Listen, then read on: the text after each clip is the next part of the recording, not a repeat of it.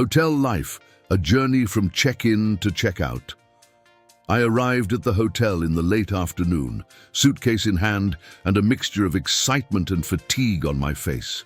The lobby doors slid open automatically, revealing a polished marble floor, elegant chandeliers, and the faint scent of fresh flowers drifting from a vase at the reception desk. My shoes echoed as I walked toward the front counter, where a receptionist stood with a welcoming smile. I reminded myself that this was the beginning of my short stay, and every detail was going to shape my impression of the hotel. "Good afternoon. Welcome to Riverside Hotel," the receptionist said warmly.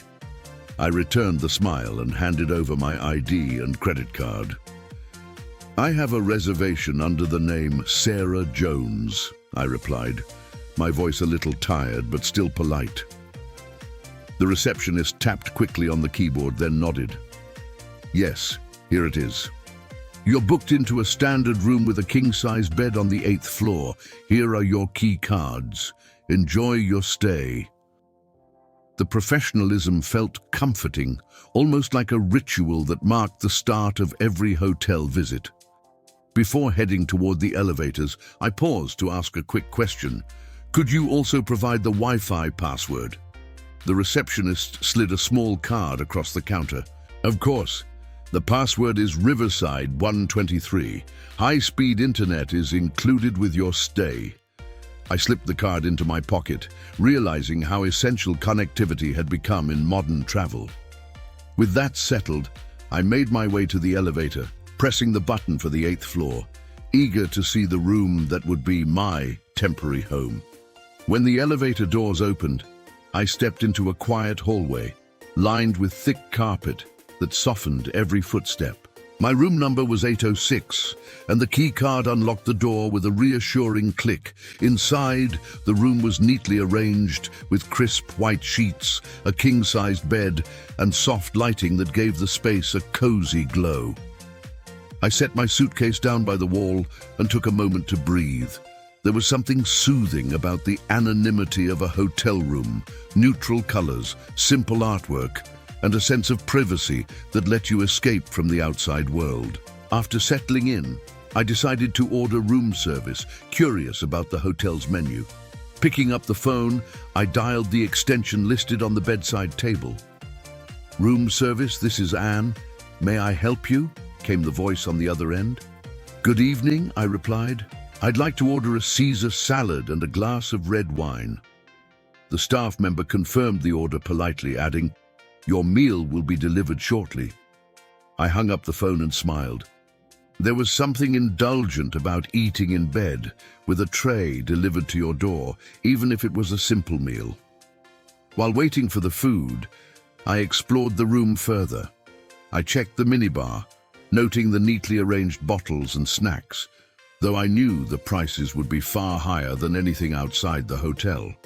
The desk had a notepad and pen with the hotel's logo, and the wardrobe contained extra blankets and an iron. Small details like these reminded me of the effort hotels make to anticipate guests' needs.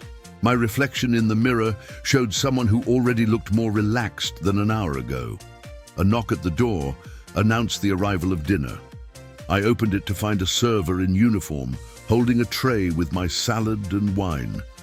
"Here you go, enjoy your meal," they said, placing the tray on the table by the window. I thanked them, tipping a few bills before closing the door. Sitting by the window with the city lights twinkling below, I enjoyed the food and thought about how hotels create not just shelter, but also small moments of comfort. Later, I called the front desk to ask for recommendations about nearby restaurants. "Certainly," the receptionist answered. "There's a fantastic Italian place just a block away called Laria. Would you like me to make a reservation?" I agreed, requesting a table for 2 at 7 p.m. "Consider it done," they replied. The ease with which hotels connect guests to the local community always impressed me. It was more than just accommodation. It was guidance for discovering a new place. The next morning, I noticed that the room could use tidying. Picking up the phone again, I called the front desk.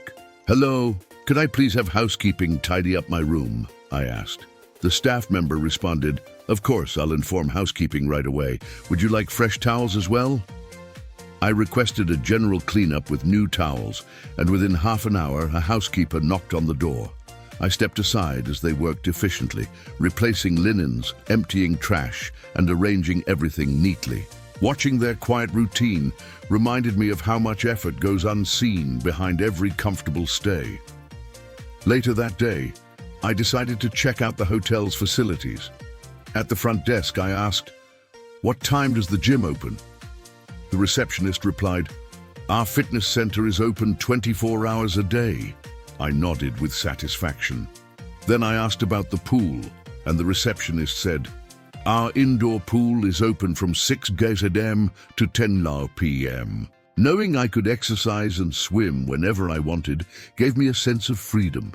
I realized how important these amenities had become for modern travelers, not just as extras, but as essential parts of the hotel experience. Of course, not everything went perfectly. One evening, the air conditioning in my room stopped cooling properly.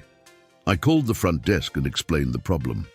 "I apologize for the inconvenience," the receptionist said. "I'll send maintenance up right away to take a look." Within minutes, a maintenance worker knocked on the door, toolbox in hand. They quickly inspected the unit, made a few adjustments, and assured me it would be running smoothly again. Their efficiency reminded me that while hotels strive for perfection, problems are inevitable. It's the response that truly matters. The final morning arrived, and it was time to check out. I approached the front desk with my suitcase. "I'd like to check out, please," I said. The receptionist asked for my room number, and I replied, 306. They pulled up my bill and smiled.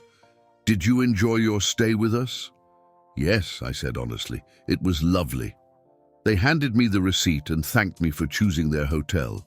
I returned the gratitude and headed toward the exit, feeling a mixture of satisfaction and the familiar sadness that comes with leaving a temporary home behind. As I stepped outside, I thought about the journey from check-in to check-out. Every detail, the warm greeting, the room service, the housekeeping, the gym, even the small hiccup with the air conditioning, had created an experience that was more than just a place to sleep. It was a reminder that hotels are living spaces filled with stories, effort, and people dedicated to hospitality. My time there had been more than a stay. It had been a journey into the world of hotel life, one that I would remember the next time I booked a room.